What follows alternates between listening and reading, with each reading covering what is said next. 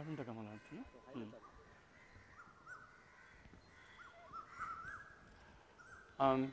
big hello, and thank you very much for coming, taking the trouble to come here.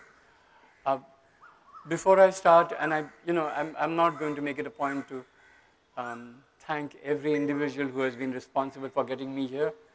It'll take a very long time, and as it is, my talk is not exactly 3 minutes long. I merely want to say a couple of things here at the beginning. I was not fortunate enough to have a grandmother on either side of my family. But I have always felt that the first library that any child encounters is the grandmother. And in that context, I would like to stress very much the fact that while Bombay seems to be losing libraries faster than the way the chawls are being broken down, I'm very, very grateful that at least this particular library is still there.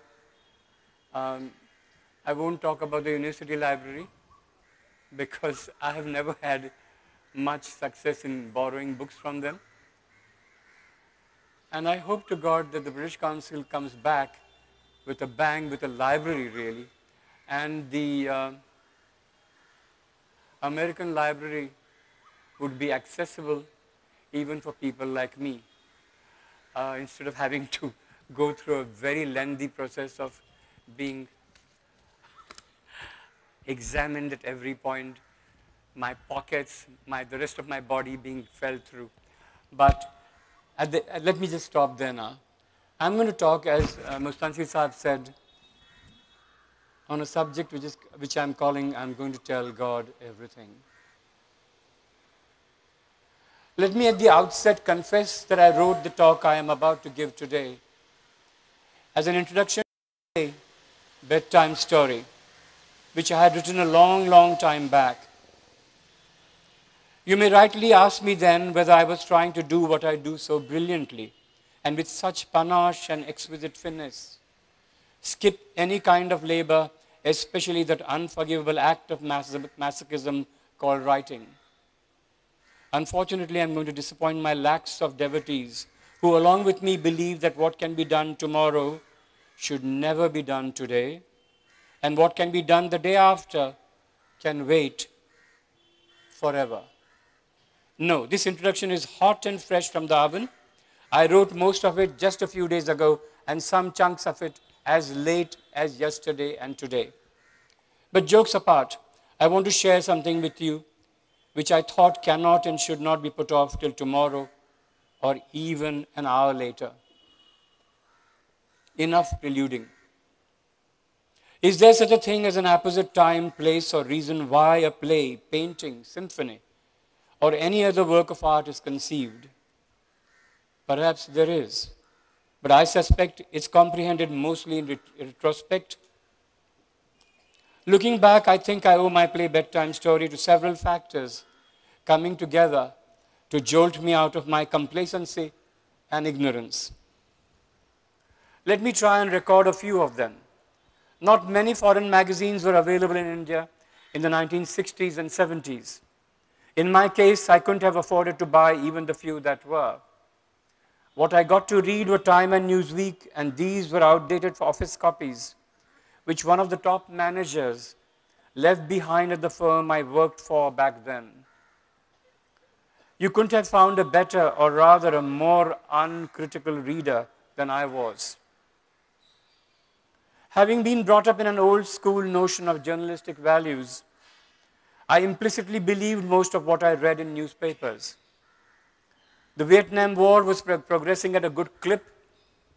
The Cultural Revolution in China was in full flood, and America was busy doing what it does so well, heroically fighting the handy boogie called communism on every front, never mind if the battlefront was thousands of miles away in Vietnam. Then by chance I happened to read 3 biographies. The first one was about Henry Luce, the man primarily responsible for creating the Time Life publishing empire, and who was often referred to as the most influential private citizen of his time in America. Let me just say that it was an eye-opener, the reading of that book, and leave it to your imagination to gauge how much of an understatement that is. What I learned was that the central principles of journalism, report what you see and not what you want to see, and to the extent humanly possible, be objective, were consciously and repeatedly flouted by the boss man at Time and Life. No, even that does not do justice to the man. Luce, for instance, had no qualms ignoring crucial critical reports on Chiang Kai-shek filed by Theodore White, one of his most respected journalists, and replacing them with completely fabricated reportage. On the other hand, nothing that showed a Marxist regime in a favorable light, however factual it may have been, was tolerated. It would, however, be foolhardy to think that much has changed since then. Newspapers and TV channels lie as glibly today as they did then and routinely suppress any point of view that differs from theirs. For instance, most American TV channels insisted that Israel had every right to bomb Gaza off the map in mid-2014, since Hamas had fired hundreds of rockets, and that it was America's sacred duty to keep arming Israel. It is naturally of no consequence that for years, Gaza had been an open prison that no Gazan could leave without Israeli permission. Gazans today cannot conduct any business, cannot fish beyond 3 miles from their coastline, cannot import any food on their own, cannot have an airport or a port of their own, and cannot import urgently required medicines or machines to start industries without Israeli permission.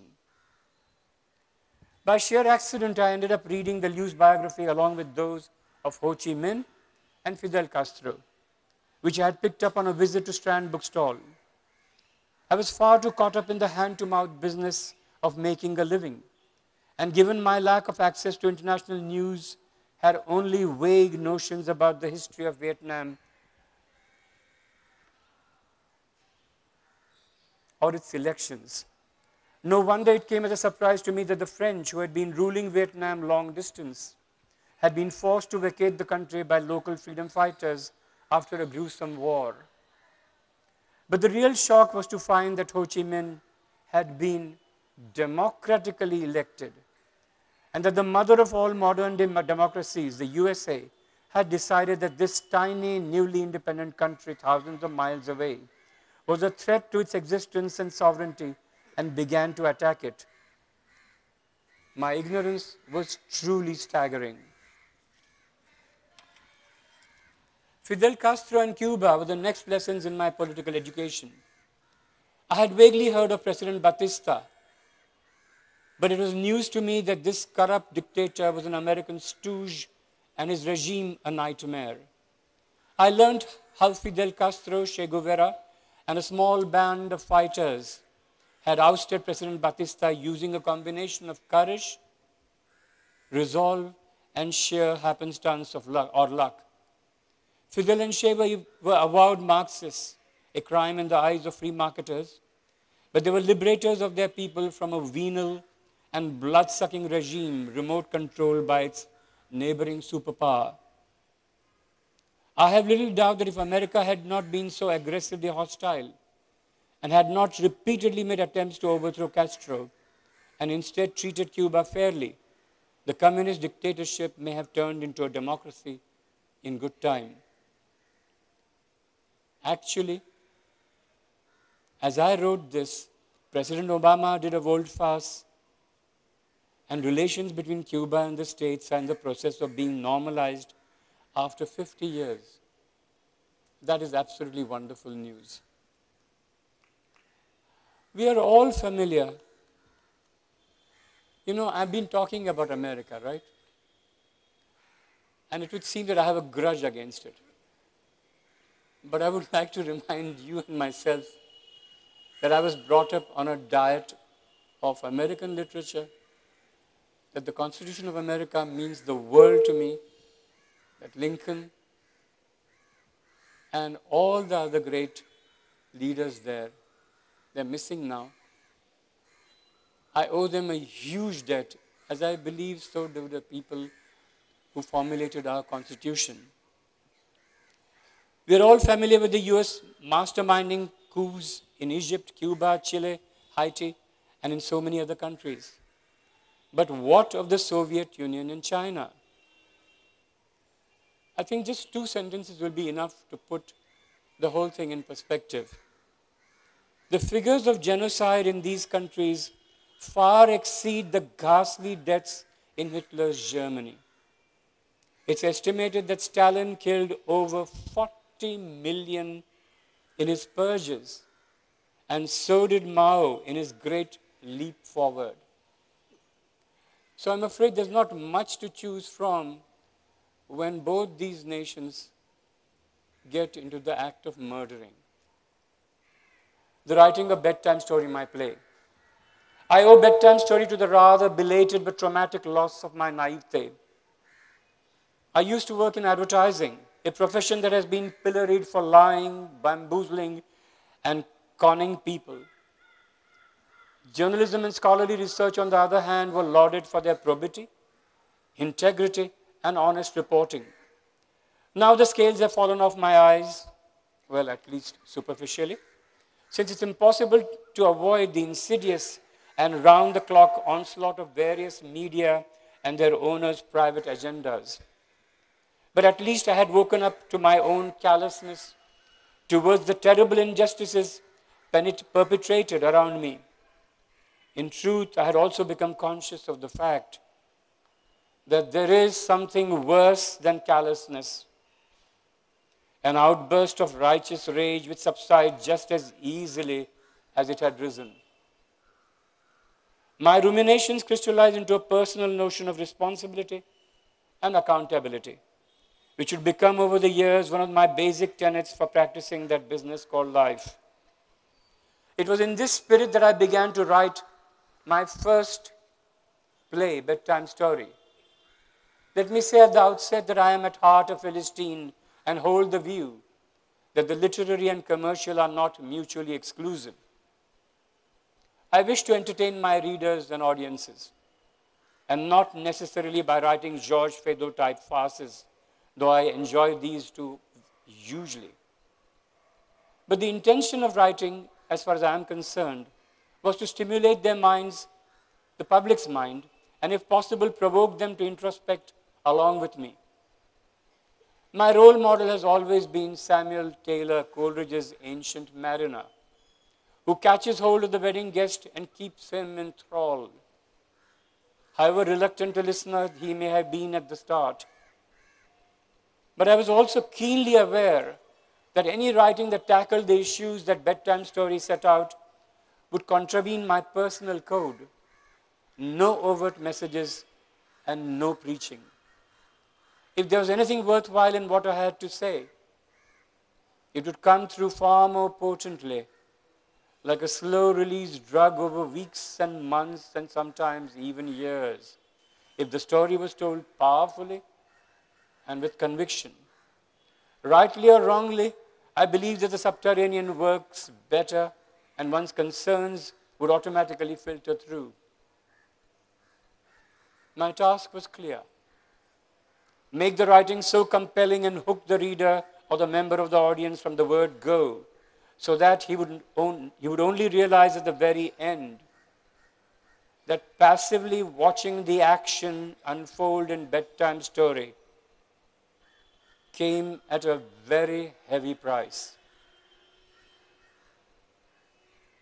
I really would like to repeat that, okay? I hope one of these days the play gets produced and you don't watch it blandly, because there is a price to pay. I chose to use stories from the Mahabharata as a medium to drive home my point about the malaise from which most of us suffer, apathy. Incidentally, I keep going back to this theme in much of my writing. In my novel Cuckold, the Maharaj Kumar remarks sardonically, "With what Attitude, we bear the misfortunes of others. What I had going for me was the fact that the Mahabharata is a living epic in the subcontinent. It's in the bloodstream of almost every Indian, Hindu, Muslim, Christian, or Buddhist. But I decided that I would bring unsettling changes in both the telling and the stories themselves. The theme of standing up and raising one's voice in protest and the appalling consequences of a what can we do attitude gained urgency in 1975 when Indira Gandhi declared an emergency in the country and abrogated the powers reposed in Parliament and the judiciary by appropriating all power to herself and her younger son. I finished Bedtime Story sometime in 1977. Emergency rule was terminated soon after, and I thought my play had lost its sting. I couldn't have been more wrong. It was more pertinent at that time than at any other time before. Hardly anybody ever gets a second chance at life, especially when one realizes all too late how precious life is. But we Indians got a second chance because Mrs. Gandhi made the biggest miscalculation of her career. She called for an election. The opposition had united under the banner of the Janata Party and won an astounding electoral victory. They came to power for the first time at the center. Instead of making good on their promises and showing the people that the new government could make democracy work, they were hell-bent on squabbling amongst themselves about who should be prime minister and what punishment Mrs. Gandhi should undergo for declaring the emergency. Lo and behold, Mrs. Gandhi was back in power and prime minister within 3 years. What I had grasped and wanted to communicate to my audience was that if we don't take cognizance of the injustices, the brutality, violence, prejudice, hunger, poverty, starvation, hatred, and the demagogic persecution of minorities, along with that terrible beast called censorship. If we don't take a stand and make our voices heard, we are squarely responsible for the consequences of our actions or inactions. As Hedy Epstein, the outspoken 90-year-old Jewish Holocaust survivor and political activist, said after the appalling carnage visited by Israel on the Palestinians in 2014, anyone who stands idly by becomes complicit in what is going on. Kayla Jean Mueller, who was captured by ISIS in 2013 and killed just a few days ago, it's not clear whether by the terrorists or by a Jordanian air attack, had even stronger views. She said, silence is participation in the crime. But the most damning indictment of all, and the most damning indictment of all of us, came from a 3-year-old Syrian boy just before he died after being fatally wounded. He said, I'm going to tell God everything. Can't you just see him whispering in God's ears? Kiran was there. He turned his head away when I was shot. Barack Obama had kept repeating the same promise. I'm going to close Guantanamo Bay prison. Forget the guilty. Obama hasn't even set free the prisoners who have been declared innocent for over 11 years. The Pakistanis won't take any action and condemn Dawood Ibrahim for the 1993 bomb blast. 60% of the children in Mumbai suffer from malnutrition. But who cares? Certainly not the super rich or the middle class.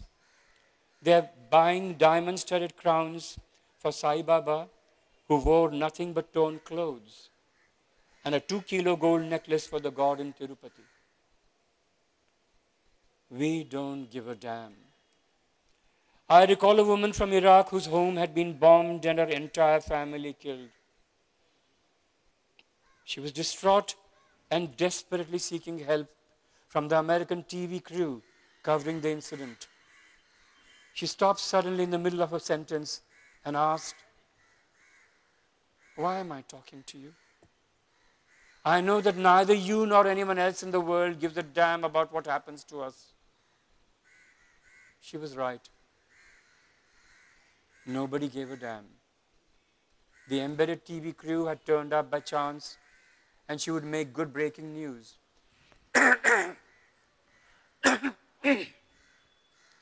It's no different here in India or anywhere else. Hardly any one of us gives a damn about what's happening in our country, or for that matter, in front of our eyes. When some man in a Porsche or a Mercedes gets out of his car on a crowded road and bashes a cyclist for not moving out of his way, we watch the spectacle with exemplary restraint. We manage to shrug off unforgivable headline-grabbing crimes like the premeditated grisly murders and persecution of thousands of Sikhs because a Sikh security guard killed Indira Gandhi in 1984. The justification we heard then is familiar to all of us. When a big tree falls, ... We have been persecuting, torturing, and murdering Dalits for thousands of years and continue to do so with impeccable self-righteousness. Who can ignore the fact that the appalling Gujarat riots of 2002 raised the most troubling questions without providing genuine answers and a satisfactory closure that brought the criminals to justice? I sometimes think that Moses got it wrong. There were not 10, but 11 commandments. Sadly, perhaps the most important one was left out. There is no greater crime than apathy or indifference. Censorship and bedtime story. The actor and theatre director Dr. Sriram Lagu was the first to try to stage bedtime story. He realized that the play was provocative and controversial material. He invited all the experimental theatre groups in Bombay for a reading in 1978 at the Ruia College because he wanted the whole parallel theatre movement behind the play.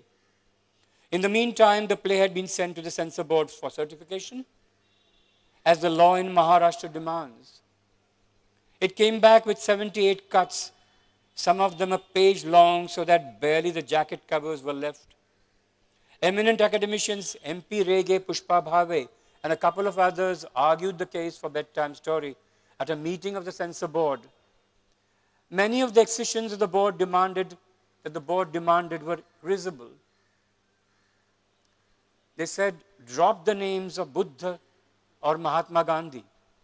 Some questions did not make any sense. Why are you distorting the original myths, they asked.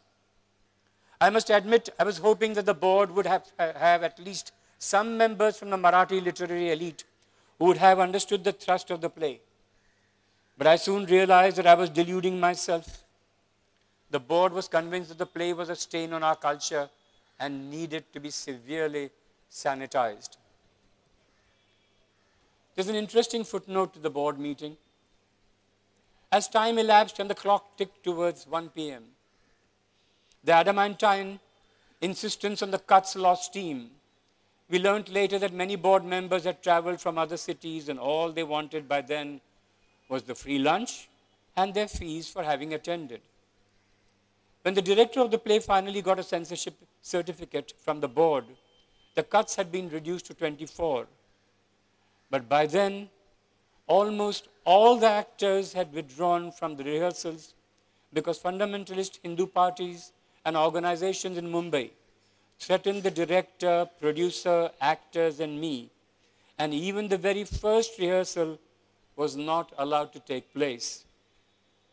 It helped enormously that none of these vociferous guardians of our culture had read bedtime story. Over the years, several directors who felt strongly about the play tried to get it staged.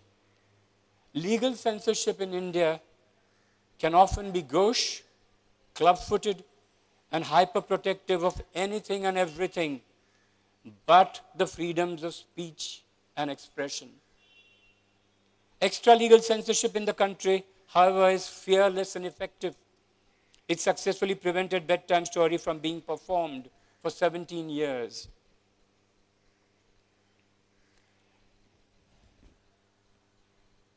Rekha Sabnis's theatre group, Abhivyakti, and the director Achyut Deshinkar kept faith with the play through all the turbulence it generated.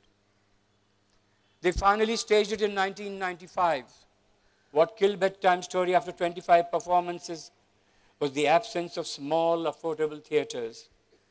The actors had such fun with the firecracker dialogue and the energy within the play and the difficult questions it raised that they pooled their money and revived the play 2 years later, this time in Hindi. And it had a few more performances. Sometime later, Vasant Nath staged the play in Cambridge, UK, and at the Fringe Festival in Edinburgh.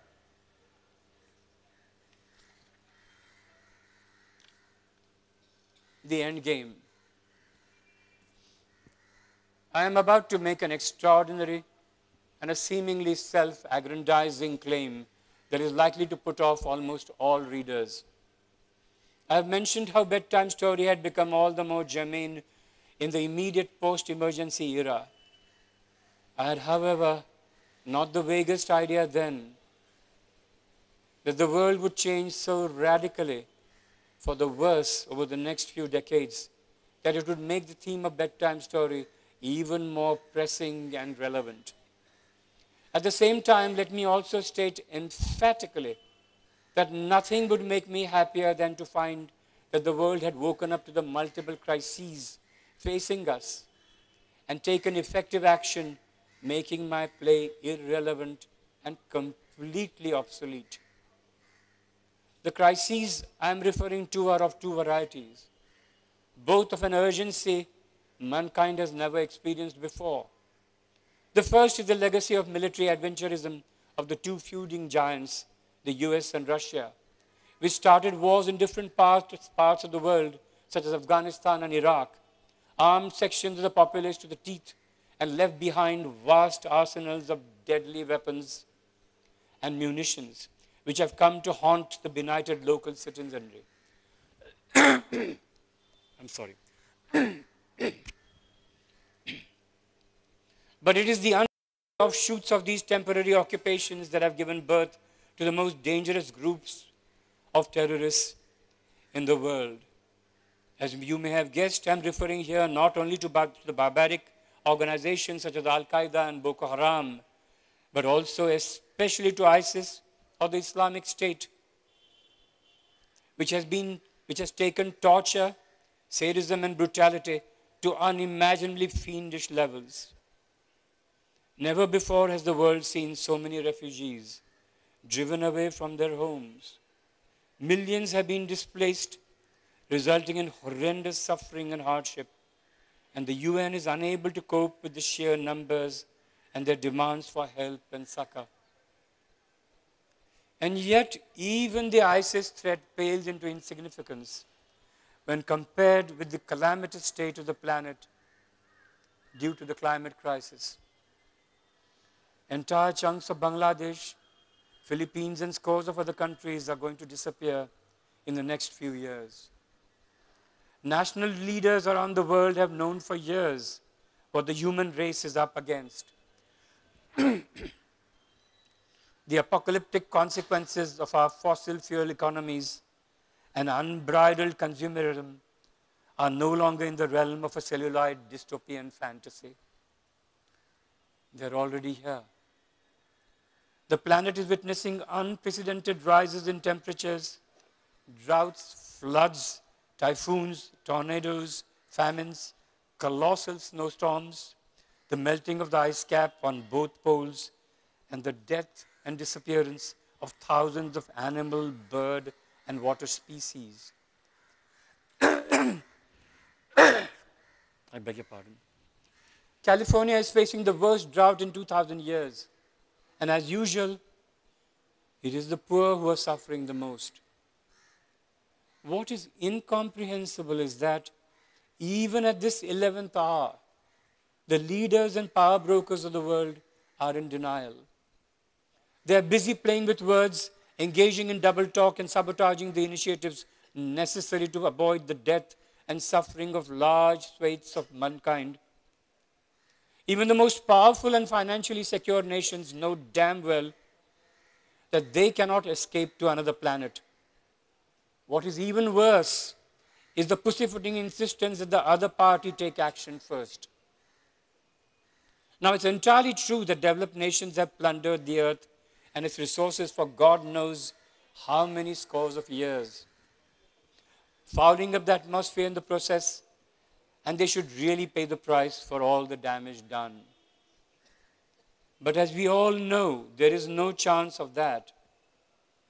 On the other hand, like many developing nations, India's stance has been that it will look into the climate change later, since it needs to develop its own economy first.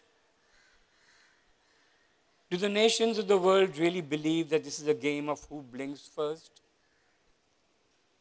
There is no later. The time for the blame game is long past.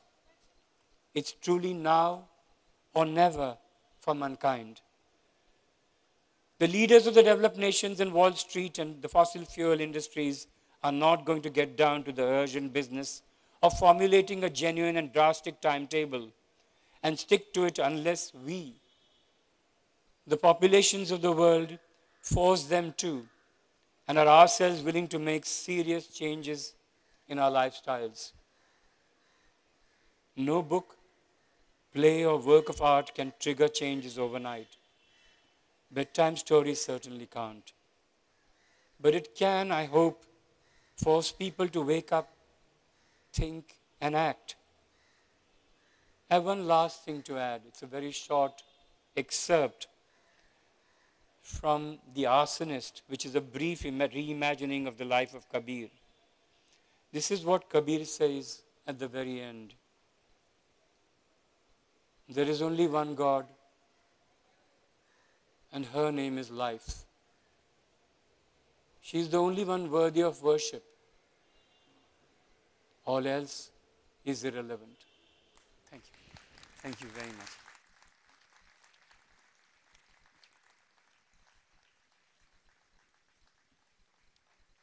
Thank you, thank you.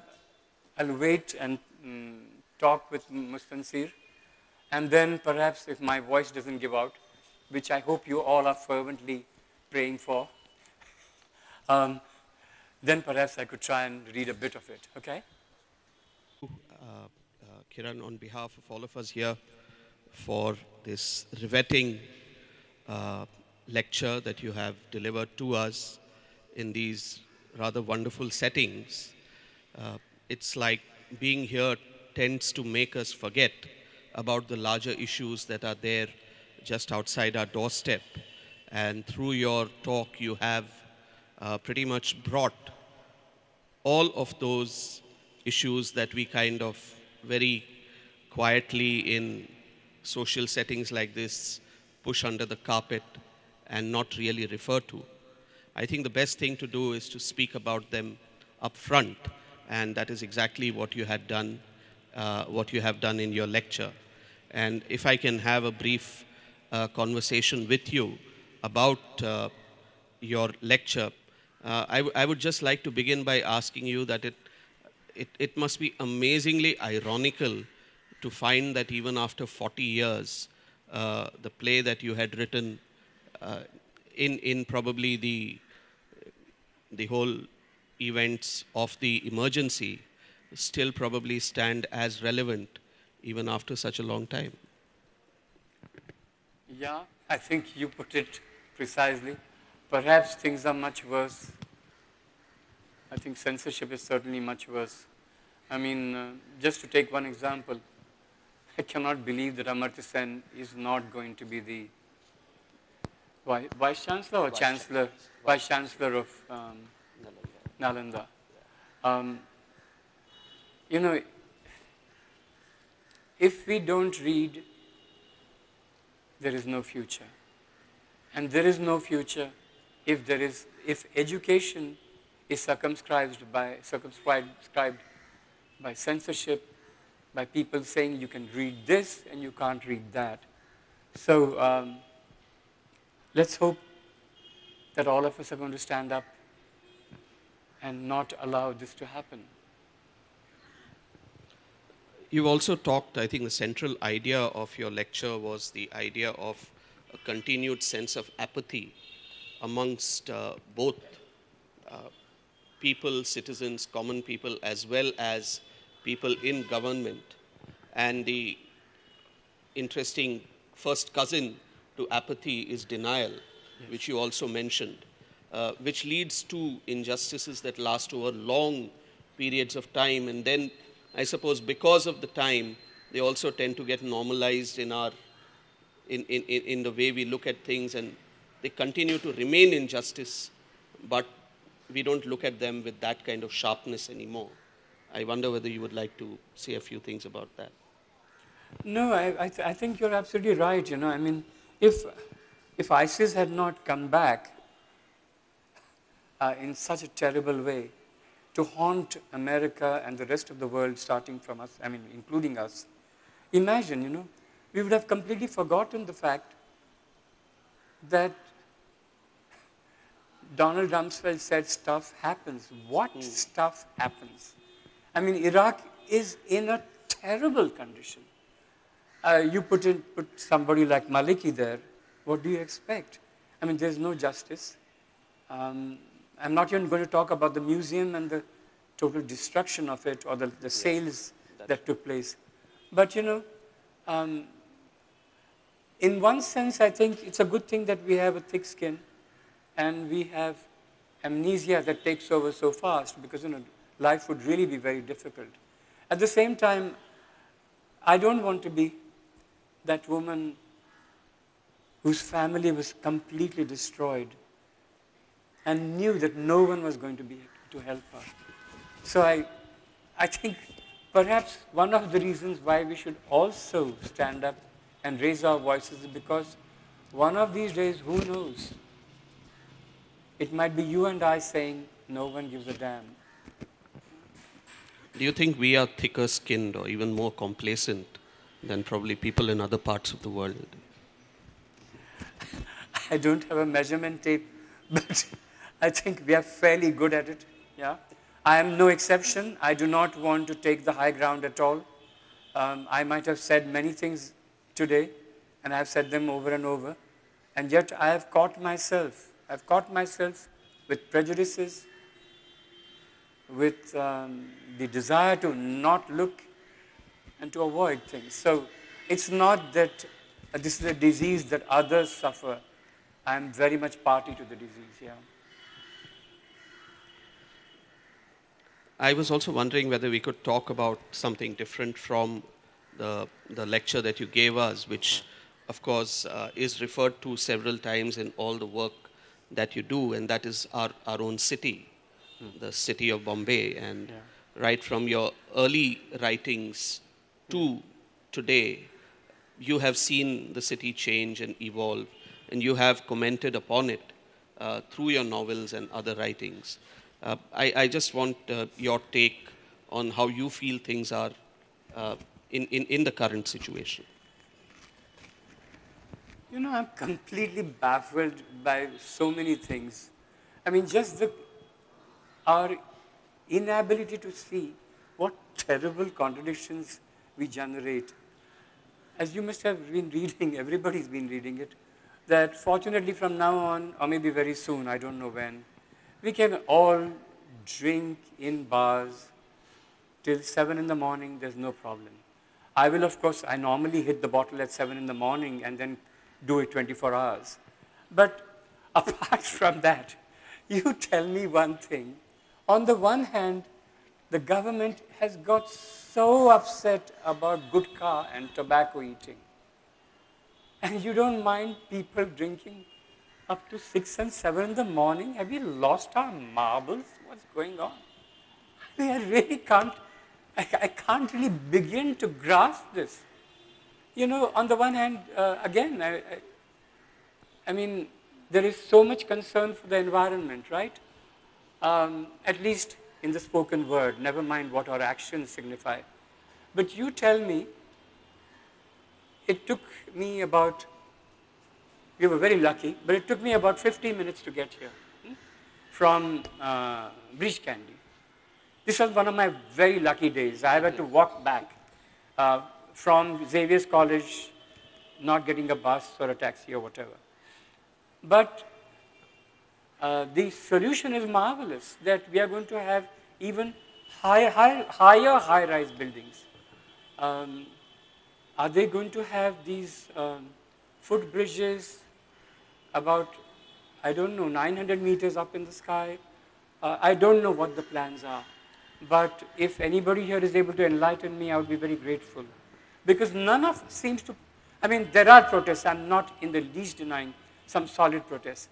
But we are, you know, one of the wonderful things that happened when there was a school, I forget the name, on near Kemp's Corner. When the big industrialist who owned that school refused to allow the students to study in that building, you know what they did? They just made the road their home. They wouldn't budge. And at some point in time, the government had to budge. I don't know, should we do that? I have absolutely no idea. But you know, something has to be done. Are we going to allow for more? This beautiful, one-time beautiful city. I mean, it's been wrecked completely, but do we want to make it worse? I mean, look, I came here today wanting to read and, of course, to also do one act of the play. But I've got a terrible cold and a terrible throat because the pollution levels are so marvelous. What do we want to do with our children? What is it that we want to leave, apart from money, of course? What do we want to leave our children? I don't know. I think one of the problems with the changes in the city is that we have memories of growing up in the city which are directly related with its physical form. Yeah. And today things are changing so rapidly that those memories will get erased even as we speak. Yeah. And I look at that as a cause for concern. I would just like to refer you to Ravan and Eddy, which takes place in this setting of chawls and so on. And it does seem that chawls are a done deal. You know, they're no longer going to be around for us to talk about the sense of camaraderie and friendship and helping each other out, and the doors always remaining open, and growing up in the company of so many other kind of people and all that, because we are all leading towards a certain homogeneity of the way we are going to live in. And that seems to be the fate of the city. Yeah. You know, there was a time when I had to really pray that after we got independence and we had kind of managed to survive the first 20 or 30 years, I thought, okay, the colonizer has gone. Now our government will realize that one of the purposes of architecture is to imbue human life with dignity. And human life, dignity in human life also comes through the premises in which you allow them to live.